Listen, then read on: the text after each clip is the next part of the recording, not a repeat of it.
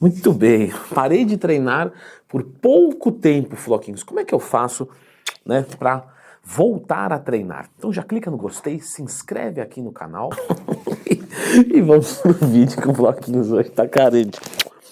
Galera, é o seguinte, isso acaba acontecendo, tá? Da gente parar de treinar, às vezes por umas semanas, 2 semanas, 3, um mês.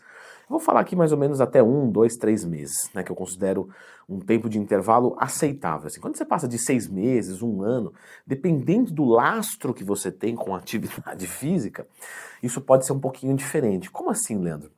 Eu até falei disso no meu curso de como montar um treino em periodização do zero. Galera, quando vocês passarem, por exemplo, vamos pegar um outro esporte aqui, um futebol, por exemplo. Nós vamos pegar o Neymar jogando há 10 anos. Se ele parar de jogar por 3 meses, é muito diferente de uma pessoa que joga 1 ano parar por 3 meses. Então esse é o primeiro ponto de todos.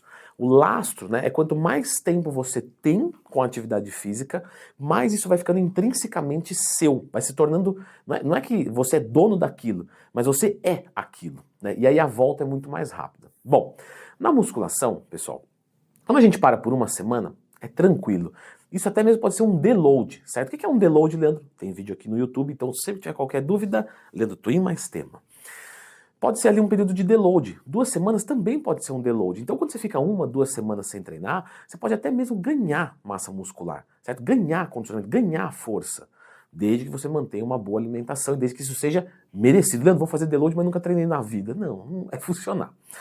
Quando eu saio indo para 3, 4 semanas, isso começa a gerar um destreino, que a gente chama, que é realmente uma perda das competências daquela atividade física. Então você, por exemplo, pode perder força, pode perder massa muscular, pode perder coordenação motora para executar um movimento. Leandro, mas o que vai determinar isso? Novamente o lastro que você tem. Uma pessoa que treina 10 anos, se ela ficar 1 mês sem treinar, ela não vai desaprender a fazer um supino.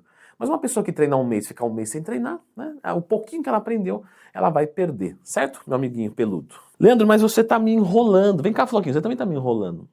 Vem. Você não tá falando o que eu vou fazer quando eu voltar a treinar. Galera, então, se você... A gente tem que falar aqui de 3 competências, certo? Então a gente tem a competência morfológica, a competência técnica e a competência de capacidade. A condição morfológica quer dizer o quê? O quanto de músculo você tem. Uma condição física, visual. Então, por exemplo, vamos dizer que eu estou trabalhando ali com um aluno da consultoria e eu vi que ele ficou 1 mês, 2 meses, 3 meses sem treinar e ele perdeu massa muscular. Isso é uma condição morfológica. Para a nossa análise, não é relevante, certo? Porque quando a pessoa voltar a treinar, ela perdendo ou não massa muscular, isso é uma resposta. Isso não quer dizer que o treino dela vai mudar, não por isso. As outras duas já é um pouco diferente. A gente tem aqui uma competência de força, então, vamos supor que aquela pessoa executava um supino com 100 quilos e agora executa com 50. E uma condição técnica, que é uma condição onde essa pessoa conseguia fazer esse supino e levar a musculatura até a falha. E não uma falha técnica, mas uma falha muscular, ou seja, ela conseguiu conectar o peso com a musculatura, porque musculação é isso, é você conectar aquele peso que está na ponta de uma barra, num halter, com a sua musculatura. Se você conecta ele com o seu corpo como um todo, você não consegue especificidade. Isso você está sempre aprendendo. Quando você fica um tempo sem treinar, essa condição técnica ela pode cair um pouco e a condição de força também. Ou seja, quando você for voltar, o ideal seria que você reaprendesse o movimento o mais rápido possível. Então, quando você fica até mais ou menos 1 mês, para quem já treina há um tempo, por exemplo 1 ano, não é muito relevante. Você vai voltar mais ou menos na mesma condição e está tudo certo. Porém, se você fica mais tempo, talvez você precisa fazer um reaprendizado neuromotor. E para fazer um reaprendizado neuromotor, é muito mais eficiente estímulos mais frequentes, como por exemplo num treino de adaptação. Um treino de adaptação, a gente treina, por exemplo, eu vou fazer supino várias vezes na semana. Por quê? Porque isso vai me gerar um aprendizado neuromotor mais eficiente. Eu vou trabalhar com repetições mais altas. Ao invés de eu fazer 8 repetições, eu vou fazer 15, 20. Por quê? Porque 4 de 8, 8, 16, 24, 32. Eu fiz 32 movimentos de supino. Quando eu estou voltando e eu quero melhorar, ou quando eu estou começando a treinar e eu preciso aprender esse movimento melhor, se eu fizer 4 de 20, eu fiz 80 repetições. E aí eu faço 3 vezes na semana. Ou seja, o aprendizado é muito mais eficiente. Só que um outro ponto que a gente tem que considerar aqui é que quando você fica até 3 semanas já é o suficiente para isso. Você não desaprende, certo? Como a gente já comentou, Então você consegue aplicar intensidade, só que quando você imprime essa qualidade de treino num corpo que perdeu o hábito de treinar, você fica muito dolorido.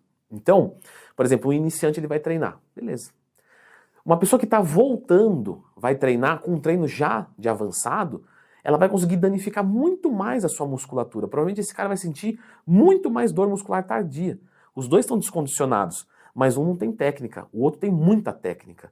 Então, como ele vai voltar e vai focar muito, ele vai ficar muito dolorido, e aí às vezes ele não consegue treinar o resto da semana, porque ele tem febre. Antes já teve aluno seu que tem febre? Lógico. Treinou tão pesado, tão intenso, que deu febre. Só que isso não é legal, porque tira a sustentabilidade. Imagina, a pessoa vai lá no primeiro dia, faz um exercício e no segundo tá com febre. Ou tá tão dolorido, tá com o peitoral tão dolorido, que na hora de fazer uma puxada não consegue fazer porque não consegue esticar o braço. Percebe? Então, quando você estiver voltando, o ideal é volte com um treino de adaptação. Ah, pô, mas eu vou ficar 3 meses em adaptação? Eu vou voltar a ser iniciante? Será que você já deixou de ser? Brincadeirinha, não vai sair do vídeo, tem que clicar no gostei, se inscrever no canal. Mas voltando, foco. Quando você voltar a treinar, você faz um treino de adaptação por um período menor. Então vamos supor, você fez adaptação por, sei lá, 3, 4 meses. Aí treinei por mais 1, 2 anos. Aí fiquei parado 2 meses. Quando você voltar, faz 2 semaninhas de readaptação. O que é um treino de readaptação? É um treino de adaptação. Pronto, faz 2 semanas de treino de adaptação, mais uma semaninha ali ou 2 que você não coloca técnica avançada, vai mais na boa. Eu faço isso muito com os alunos da consultoria. E depois da 5ª semana, madeira. Madeira aonde, Leandro? No corpo inteiro. No corpo inteiro, claro, pode descer a madeira no peito, no bíceps, no glúteo, onde você aguentar. Onde tiver músculo, você vai descendo a madeira, porque você já está readaptado. A readaptação é muito mais rápida. Mas por que eu demoro tanto para adaptar e demoro menos para readaptar? Por conta do lastro com a atividade física. Porque você já tem uma memória muscular, se você quer usar essa palavra, que ela é muito mais popular, certo? Então eu vou fazer o seguinte, pessoal, vou deixar a indicação aqui para você continuar o seu estudo, entendendo mais o que é e como montar um treino de adaptação. Quais são as características, qual que é a importância disso tudo. Dá uma conferida aqui.